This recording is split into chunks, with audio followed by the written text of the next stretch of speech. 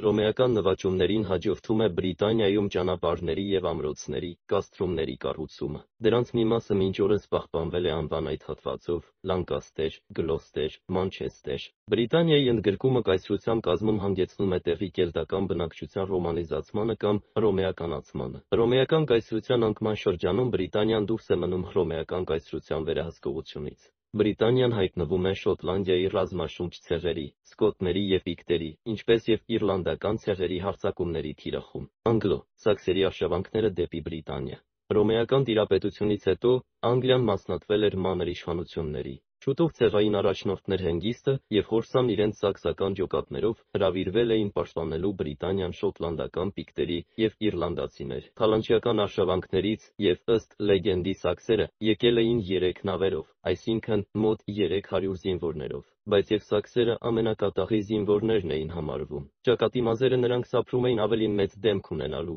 ավելի սարսափազդու երևալու համար։ Ծայրահեղ դաժան էին, ըստ լեգենդի գինի էին խմում թշնամիների գանգերով ու աղոթում պատերազմի աստված Օդինին և կայծակի աստված Թորին։ Սաքսերի հիմնական զանգվածը հաստատվում է Թեմզա գետի վրա Թանեթ կղզում։ Հետագայում սաքսերի այլ ջոկատներ ևս միանում են սրանց։ Պիկտերը սաքսերի վախից արշավանքները դադարեցում են, իսկ իռլանդացիների ջոկատները պարտություն են կրում։ Սաքսերի թիվը գնալով աճում էր, իսկ ներկայությունը բավական թանկ էր նստում նրանց վարձած բրիտանացիների վրա։ Ի վերջո ցեղային ավագանին հրաժարվում է վճարել սաքսերին, և բրիտանացիները ասում են, թե ձեր թիվը աճել է։ Մենք կերակրել ու հագուստ տալել չենք կարող ձեզ, այլևս ձեր օգնության կարիքը չունենք։ Հեռացեք։ Սաքսերը արագորեն իրավիճակը վերցնում են իրենց ձեռքը։ Նախ ձեռք են գցում Արևելյան Անգլիան, ապա Թեմզա գետի հովիտը, բոլոր այն քաղաքներն ու գյուղերը, որտեղ և իրենք տեղակայված էին գրավում և ենթարկում են իրենց, մյուս կողմից կոչ են անում իրենց ցեղակիցներին գալ և վերաբնակվել Անգլիայում։ Եվ այդպիսով գերմանական ծագումով անգլերը Շլեզվիգից, ֆրիզները Նիդերլանդների հյուսիսից,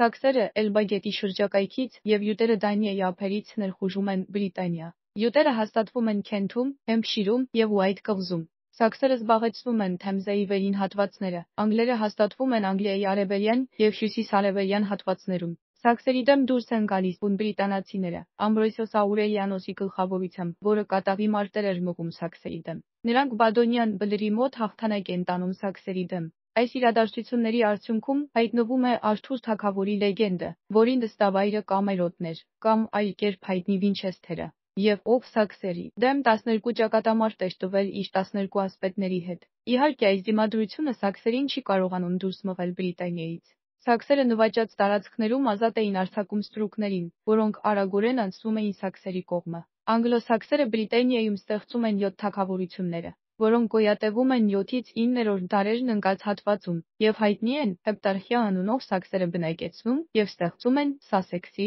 ու Էսեքսի թագավորությունները, յուտերը, Քենթը, անգլերը, Արևելյան Անգլիան, Մերսիան, Նորթումբիան։ Հռոմի եկեղեցին ձգտելով տարածել իր ազդեցությունը նաև Անգլիայում, փորձում է այստեղ ևս տիրապետող դարձնել կաթոլիկ եկեղեցու դավանանքն ու ազդեցությունը։ Գրիգոր I պապը Բրիտանիա է ուղարկում Սուրբ Ավգուստինոսին, որին հրահանգված էր մեղմ և հանդուրժողական միջոցներով տարածել ու քարոզել քրիստոնեությունը Անգլիայում։ Քրիստոնեության տարածումը սկսվում է Քենթից, որտեղ քրիստոնեություն է ընդունած թագուհու Բերտայի ջանքերով, ապա և թագավոր Էտելբերտի քրիստոնեություն ընդունելուց հետո քրիստոնեությունը պաշտոնապես ընդունվում է Քենթում, և ապա տարածվում ողջ Անգլիայում։